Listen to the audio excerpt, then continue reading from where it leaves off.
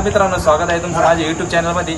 आपण साधारणतः आमच्या परिसरामध्ये शिर्डी परिसरामध्ये 3-4 दिवसापासून लगातार पाऊस चालू असल्यामुळे आपल्या काही रेस्क्यूचे कॉल कमी प्रमाणात होत होते। पावसामध्ये आपण काही जास्त रेस्क्यू म्हणजे व्हिडिओ शूट करत नव्हतो, पण आता आज काही आपल्याला पाऊस नव्हता, संध्याकाळची वेळ आहे। आपले मित्र सिद्धार्थ मोकळ इथं आपण साईनगर रेल्वे स्टेशनला आलेलो आहे। इथं कॉटेज हे ऑफिसर रेस्टॉरंट, तर तिथं त्यांनी बघितला सिक्युरिटी गार्ड आहे, त्यांनी इथं ना परिसरातून काय की रेल्वे स्टेशनच्या परिसरातला सगळा पाठीमागचा भाग सगळा ड्राय भाग आहे, म्हणजे सगळा पडीत जागा आहे जास्त प्रमाणात।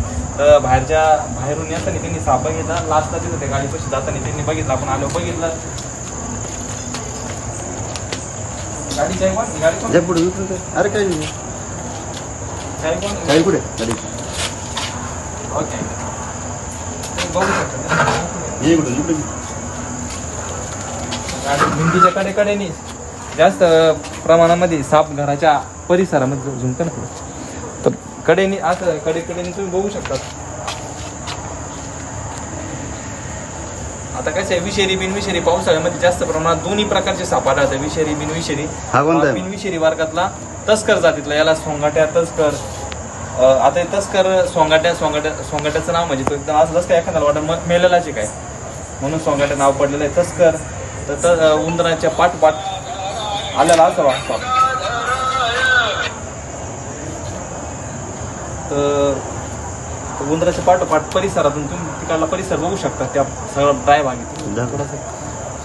कॅमेरा फिरून तर त्या परिसरातून त्यांनी सिक्युरिटीने बघितला, त्यांनी तुरंत इथे सुपरवायझर आहे सिद्धार्थ मोकळ त्याला कळवलं, त्यांनी आपल्याला लगेच फोन करून बोलवलं। आपण इथं आलो बघितला, पण दूर केली हे सांगितलं तुम्ही बघू शकता। तस्कर जातीला साप बिनविषारी वर्गातला, त्याला लपण्याच्यासाठी त्याला वाटतं बिळाचे काय हे नॉन वेनम स्नेक, पण आदमी साप देखा तो डर जाता है। तर सिक्युरिटीने बघितला साप, तर त्या आपण सापाला व्यवस्थितपणे पकडलेलं आहे, तर काही वेळामध्ये पर्यावरणाच्या दिशेने सोडून देऊ।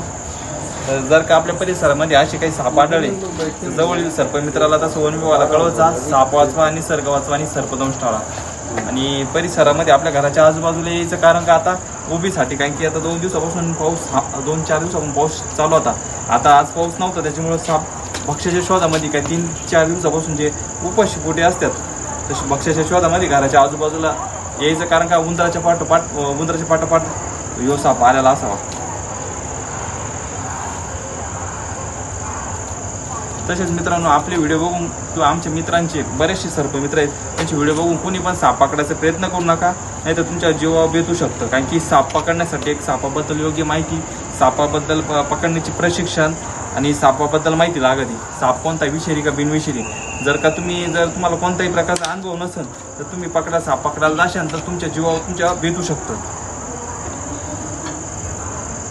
प्रत्येकाने काळजी घ्या, साप दिसला तर सर्पमित्राला तसं प्राणीमित्र वन विभागाला कळवायचा, त्याला आपण सुखरूपतेने बॅगेमध्ये पॅक करू आणि पर्यावरणाच्या दिशेने सोडून जाऊ।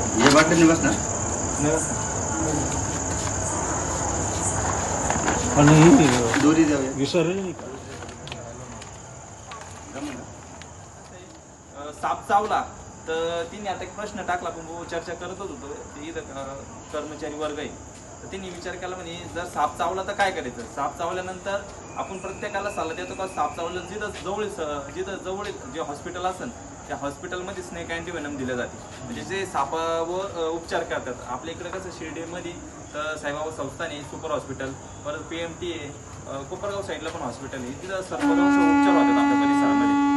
तर तसं त्यांचा प्रश्न होता का आमच्या इकडं साप चावला तर झाडफूक, तर माणूस ना बिनविषारी साप चावला तर झाडफूक पाला कोणी पण त्यांच्याकडं, म्हणजे जे आता हे बिहार साईडचे, तर त्यांनी सांगितलं तो प्रश्न त्यांना सांगितलं, ते म्हणजे त्यांना कळलं का झाडफूकच्या नादामध्ये माणसाची जीव पण गमू शकतो। आणि जर का साप चावल्यानंतर फक्त एकच पर्याय का स्नेक अँटीव्हेनम देणार, त्याला सापाचं प्रतिविषय असतं म्हणलं जातं, ते फक्त हॉस्पिटलमध्येच भेटलं जातं, गव्हर्नमेंट हॉस्पिटलमध्ये।